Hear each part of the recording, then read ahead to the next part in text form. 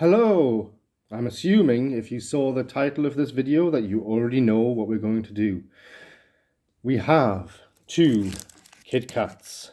One of them, this one on the right, is the American KitKat, and this one on the left is the European KitKat.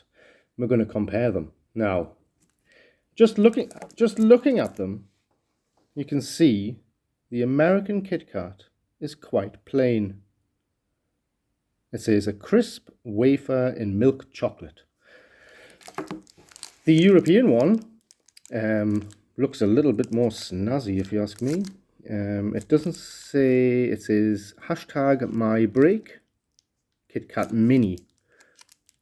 And then it has a whole bunch of other information, Facebook stuff and all that. The American one doesn't have any of that. It has just a very plain wrapper. The KitKat logo, which looks slightly different to the European one. Honestly, this American one, to me, looks like somebody went on to Microsoft Publisher and decided to make an approximation of the KitKat logo. It looks very cheap. The red of the packaging is more orange than red, really. This one looks a lot more vibrant, and this is the sort of InDesign version. This is the Microsoft Publisher version. Okay, let's have a look. We've got, they're roughly the same size, although the European one seems to be slightly larger.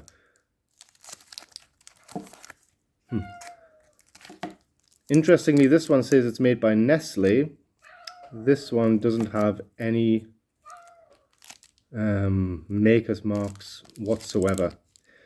Now, in general, I do prefer European chocolate to American, mostly based on not liking Hershey's chocolate. And there we are, look, straight away there we have the Hershey company, which obviously it also has Nestle on there, so I'm assuming Hershey's owns Nestle. That seems to be, and it's actually, this is from Switzerland, it says, but this was definitely bought in an American store. This is an import. This is not an import. So let's have a little look. To be honest, KitKats aren't really my favorite chocolates. They're a bit, I don't know. The chocolate to wafer ratio is woefully in favor of the wafer, and I would much prefer more chocolate. Let's have a look. KitKat. KitKat labeling on there. Can you see that? KitKat. Let's have a look at the European one. I think I already know what it's going to be. It's going to say My Break, I think. Yeah, KitKat and then My Break. Even the writing on the chocolate bars themselves is slightly different. The European one looks slightly glossier to me. I don't know if that shows up on the camera. It looks a little, I don't know. The American, it just looks cheap. Like, look at this. It just doesn't look great. Let's have a little taste of one bar of each. Have a little nibble. I'm gonna use the European one first, just so I can reacquaint myself with the flavor, because that's the one I'm most used to.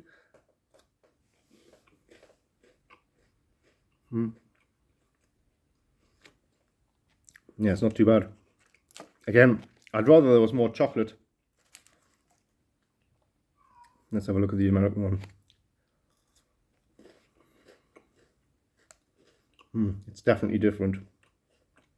Oh yeah. You taste the wafers even stronger in the American one. And the chocolate, it just isn't the same. The chocolate is not the same.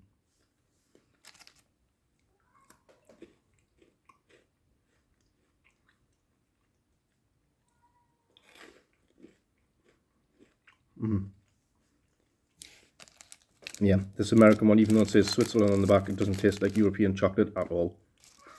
It doesn't taste like Hershey's chocolate. Now, I'm one of those people that when I eat Hershey's chocolate, I get this sort of vomit flavor. It's like it's the cheapest chocolate you can buy. You know, like if you get an advent calendar for Christmas and you decide to go for the very cheapest one, and you get that sort of waxy chocolate.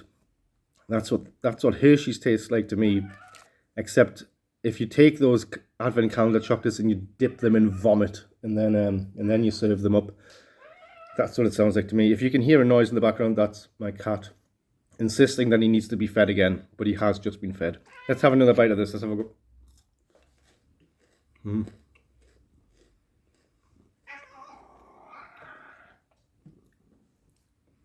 It just tastes cheap. It looks cheap and it tastes cheap.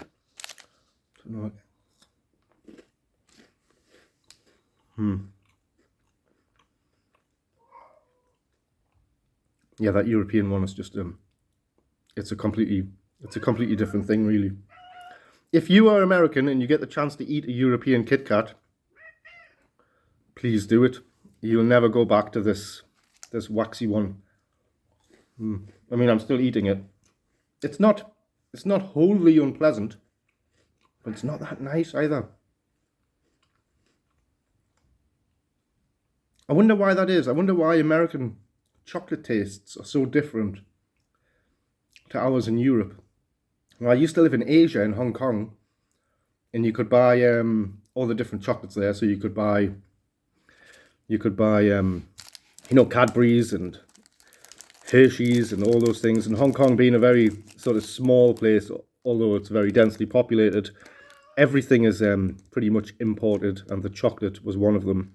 And you had to be careful, you see, because if you bought chocolate that wasn't produced, say if you bought Cadbury's and it wasn't produced in the UK, you'd get a completely different flavour. So a lot of them came from Australia, New Zealand, and they were all right, but they didn't taste the same as the UK ones. And somebody, a New Zealander that I knew there, explained it to me, and he said because they were produced in Australia, they needed to alter the ingredients or something. Now, you can't hold me to that. That's just what one person told me, and it sounded believable at the time. Excuse me. But because of the temperature difference in the climates or something, the chocolate that would be produced in the UK would perish in Australia or something like that more easily. And obviously Hong Kong is a very hot and humid place as well, so it made sense. But to be completely honest, I don't understand why anybody would eat that. In fact, I'm not even going to finish that, I don't think. It's just not the same. And even, you can tell just looking at the packaging.